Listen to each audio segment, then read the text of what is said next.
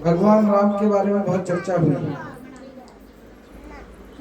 गिलहरी का क्या योगदान था ये हमने थोड़ा उन्होंने बताया था, उसे थोड़ा विस्तृत करता हूं मैं। जब भगवान राम ने लंका पे चढ़ाई की थी तो एक पुल बनाया था। उस पुल का नाम किसी को पता है क्या? भगवान राम ने लंका पे चढ़ाई करने के लिए यानी लंका जाने के लिए पुल बनाया था। उसका क्या नाम था? उसका नाम था राम सेतु। जब राम सेतु बन रहा था तो गिलहरी ने देखा कि पुल बन रहा है, भगवान राम को लंका पे जाना है। जिसने माता सीता का हरण किया, एक दुष्ट रावण ने, उसको परास्त करने के लिए भगवान राम वहां जा रहे हैं, तो मेरा भी योगदान होना चाहिए। तो गिलहरी ने अपने आप को पानी में भिगोया, फिर बालू में अपने आप को लिपेटा, बालू अपने शरीर पर, और जहां वो पुल बन रहा था राम सेतु, उसके ऊपर जाके झाड़ दिया।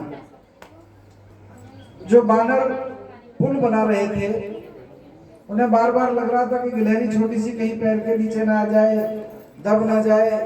जो हम काम कर रहे हैं वो तो काम बाद में एक हत्या का पाप लग जाएगा हमें। उन्होंने कहा गिलहरी को कि तुम हटो और हमारे काम में तुम बाधा कर रही हो, हमें काम करने दो। तो गिलहरी ने कहा कि मैं भगवान राम का काम कर रही हूं, मैं धर्म का काम कर रही हूं। अगर आपके भगवान मुझे मना कर देते हैं तो मैं काम नहीं करूंगी।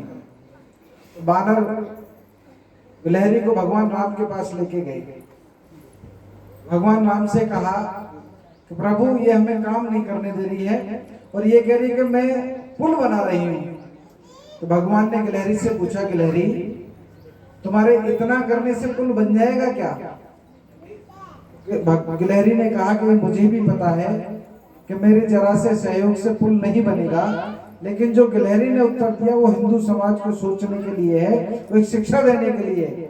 गिलहरी ने कहा ये मैं जानती हूं कि पुल मेरे सहयोग से नहीं बनेगा, लेकिन जब इतिहास लिखा जाएगा, आने वाली पीढ़ी से जब पूछा जाएगा कि जब एक दुष्ट को भगवान राम मारने जा रहे थे, जो पुल बन रहा था, उसमें किस किस का योगदान था, तो उसमें मेरा नाम लिखा जाएगा कि गिलहरी का योगदान था। गिलहरी ये नहीं देख रही थी आलसी बनकर, धर्म का काम नहीं कर रही थी, वो धर्म के साथ नहीं थी, ये इतिहास में नहीं लिखा जाएगा। आज हमारी बहन बेटियों के साथ जो दिक्कत समस्याएं होती हैं, उसमें हमारा क्या योगदान है? जैसा अभी पूर्व में बोल रही थी बहन जी कि धर्मांतरण करने वाले लोग इस देवभूमि में बढ़ रहे हैं, तो हमारा क्या योगदान है? उस गिलहरी जैसा हमारा योगदान है क्या? जो काम करने वाले लोग हैं, उन काम करने वालों के साथ में हमारा कुछ योगदान है क्या? विश्व हिंदू परिषद ऐसी 62 संस्कारशालाएं इस पूरे उत्तराखंड में चलाता है। एक बच्चियों का विद्यालय मात्रांचल के नाम से जगजीतपुर हरिद्वार में चलाते हैं, और एक अनाथ बच्चों का स्कूल वात्सल्य वाटिका हम बहादुराबाद में चलाते हैं। जो काम करने वाले लोग हैं उनका सहयोग कर सकते हैं क्या? या फिर हम अलग ही धर्म का काम कर सकते हैं? लेकिन आने वाले इतिहास में जब लिखा जाएगा तो ये रहे कि मैंने धर्म का काम किया था, मैं स्वार्थी होकर, मैं आलसी होकर बैठा हुआ नहीं था, मैं धर्म का काम कर रहा था।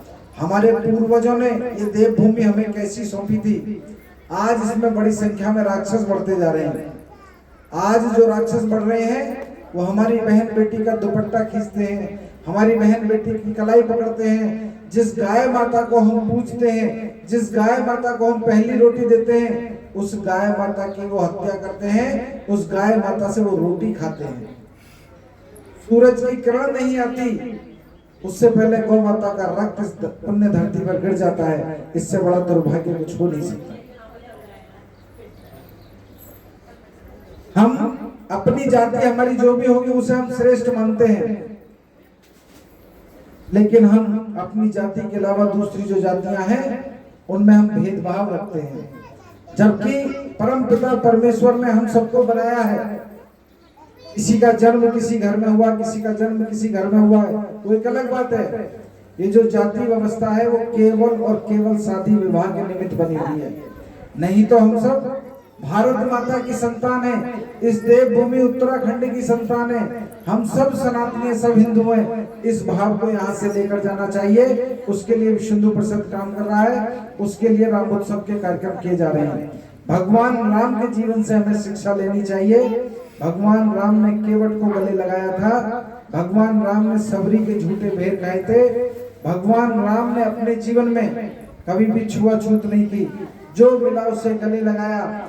और इतना ही नहीं, कभी मोह नहीं किया, कभी लालच नहीं किया।